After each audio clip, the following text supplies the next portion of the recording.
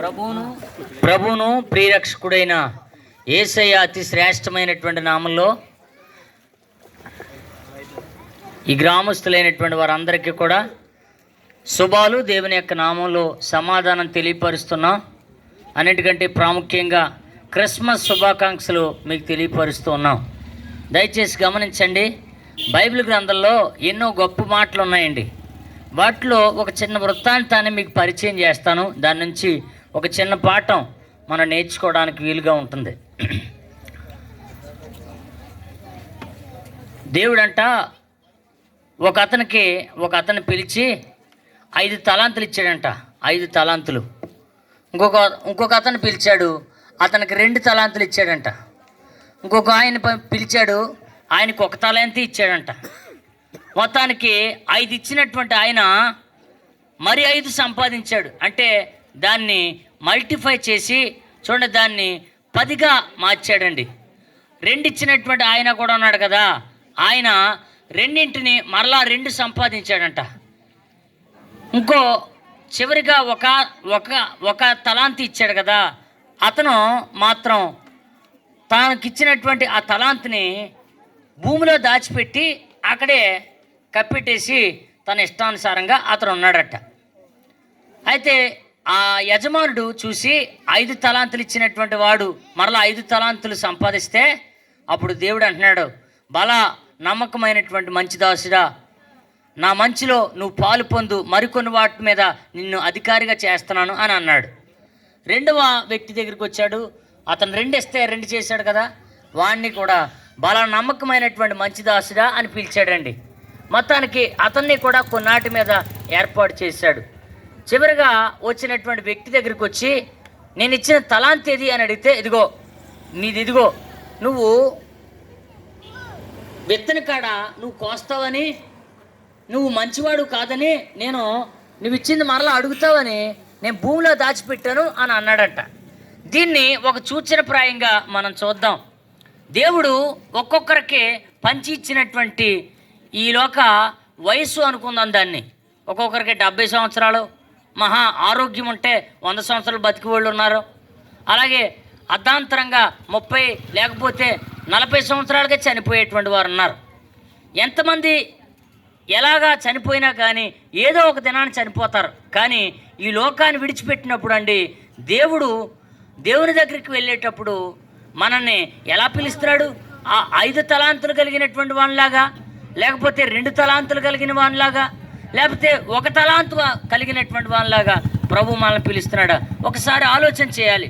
ఈ లోకంలో చూడండి, చనిపోయిన ప్రతి వ్యక్తి కూడా ఎక్కడికి వెళ్తాడు అనే విషయాన్ని ఒక ప్రశ్నగా మనుషులకి మనం వేస్తే వాళ్ళు అంటారు, ఏమోనండి ఎవరికి తెలుసు అని అంటారు. అవునండి, మనకు తెలీదు. కానీ బైబిల్ చాలా స్పష్టంగా తెలియజేస్తుంది. చనిపోయినటువంటి వారికి 2 మార్గాలు ఉన్నాయి. ఒకటి నరకమైన అయి ఉండాలి, 2వది పరలోకమైన అయి ఉండాలి. ఒక మార్గంలో మనం చేరాలని అంటే ఏం చేయని అవసరం లేదండి. మనం బ్రతుకుతున్నటువంటి ఈ బ్రతుకు ఇలా బ్రతికేస్తే చివరికి నరకానికి మనం వెళ్ళిపోతాం. కానీ దేవుని యొక్క రాజ్యానికి చేరాలంటే మాత్రం తప్పకుండా ప్రభువుని సొంత రక్షకునిగా అంగీకరించాలి. ఎందుకు సొంత రక్షకునిగా అంగీకరించాలి? ఆయన దేవుడిగా మనం ఎందుకు భావించాలి అని అంటే, ఈ లోకాన్ని సృష్టించినటువంటి సృష్టికర్త అయినటువంటి దేవుడు మొదటి మానవుని చేసినప్పుడు అండి ఒక ఆజ్ఞ పెట్టాడు. ఆ ఆజ్ఞ మీరకూడదు. ఒకవేళ ఆజ్ఞ మీరితే తప్పకుండా నిశ్చయముగా నువ్వు చనిపోతావు అని ప్రభు సెలవిచ్చాడండి. ఆ మాటను మీరినటువంటి ఆ మొదటి మానవుడు దానిని ఆస్తిగా, ఆ మొదటి మానవుడి నుంచి ఈరోజు పుట్టినటువంటి ఈ క్షణం వరకు పుట్టినటువంటి ప్రతి వ్యక్తికి కూడా ఆ పాపాన్ని ఆస్తిగా ఇస్తూ ఉన్నాడు. పాపం కలిగినటువంటి ఏ వ్యక్తి కూడా దేవుని రాజ్యాన్ని స్వతంత్రించుకోలేడని దేవుని వాక్యం సెలవిస్తుంది. అంతేకాదండి, ప్రతి గ్రంథం తెలియజేస్తూ ఉంది. అయితే ఈ పాపం నుంచి, ఈ శాపం నుంచి మనం విడిపించబడాలి అని అంటే తప్పకుండా రక్షకుడు మనకు కావాలండి. ఆ రక్షకునిగా ఎవరిని మనం భావిస్తాం? మన తండ్రి మనల్ని రక్షించగలడా? మన తల్లి మనల్ని రక్షించగలదా?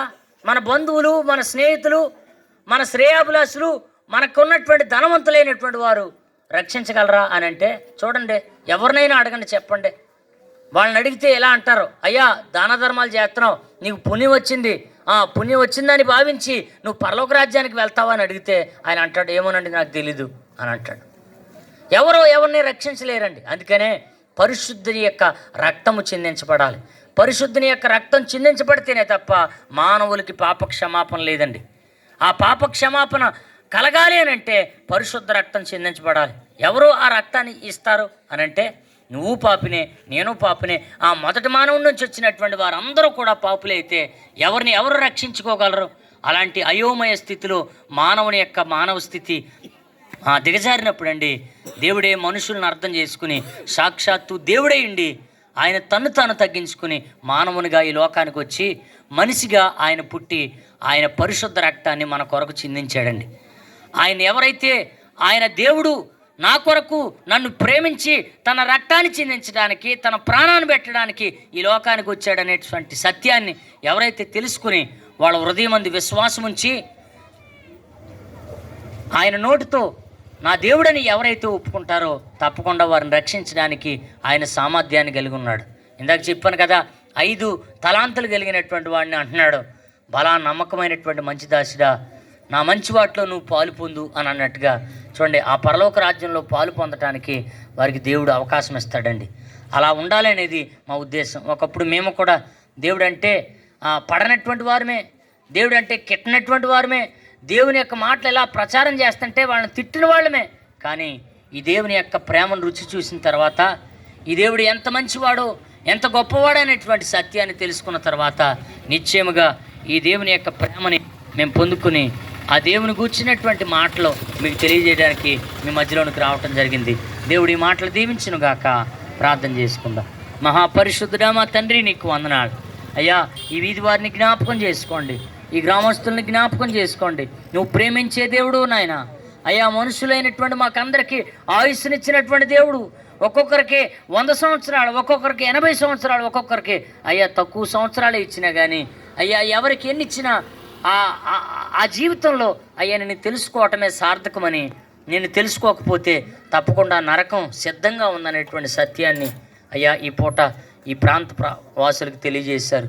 ఒకప్పుడు మేము కూడా అయ్యా ఈ మాటలు అపార్థం చేసుకున్నాం, ఇవి బెదిరించడానికి చెప్పిన మాటలు అనుకున్నాం అయ్యా. ఇదేదో ఒక కొత్తగా చెప్పినటువంటి బాధగా మేము భావించాం. కానీ అయ్యా నీ సత్యాన్ని తెలుసుకున్న తర్వాత, నీ ప్రేమను మేము గుర్తించిన తర్వాత నీవే నిజమైన దేవుడు అని, నీవే నిజమైన అయ్యా గొప్ప దేవుడు అని, మమ్మల్ని ప్రేమించే దేవుడు అని ఆ సత్యాన్ని మేము తెలుసుకోగలిగాం అయ్యా. ఈ వీధి వారందరూ కూడా ఆ రక్షణ భాగ్యాన్ని పొందుకోవడానికి, నేను సొంత రక్షకునిగా అంగీకరించడానికి సహాయం చేయండి. ఈ కుటుంబాలన్నింటినీ దీవించండి నాయన. ఈ గ్రామంలో ఉన్నటువంటి నాయకుల్ని, అధికారుల్ని అయ్యా, వ్యవసాయాలు, వ్యాపారాలు, చేతి పనులు, కూలి పనులు, ఆయా విధాలైనటువంటి ఉద్యోగాలు చేస్తున్న బిడ్డలున్నారు, ఆయా చదువుకుంటున్న బిడ్డలున్నారు, అందరినీ దీవించండి. అందరికీ నీ కృపను ప్రసాదించండి. అందరూ మీ రక్షణలోనికి రావడానికి సహాయం చేయండి. మీ మార్గాలు తెరిచి అయ్యా నీ బిడ్డలను ఆకర్షించుకొనమని యేసు నామములో ఈ ప్రార్థన అడిగి వేడుకొనుచున్నాము తండ్రి, ఆమేన్. మన తండ్రి అయిన దేవుని ప్రేమయు, కుమారుడు యేసుక్రీస్తు వారి కృపయు, పరిశుద్ధాత్మ అన్యోన్య సహవాసమైన సన్నిధి ఇక్కడ కూడిన మనకు, ఆయన యందు విశ్వాసించిన వారందరికీ సదాకాలం తోడయుండును గాక. ఆమేన్, ఆమేన్, ఆమేన్. అందరికీ వందనాలండి.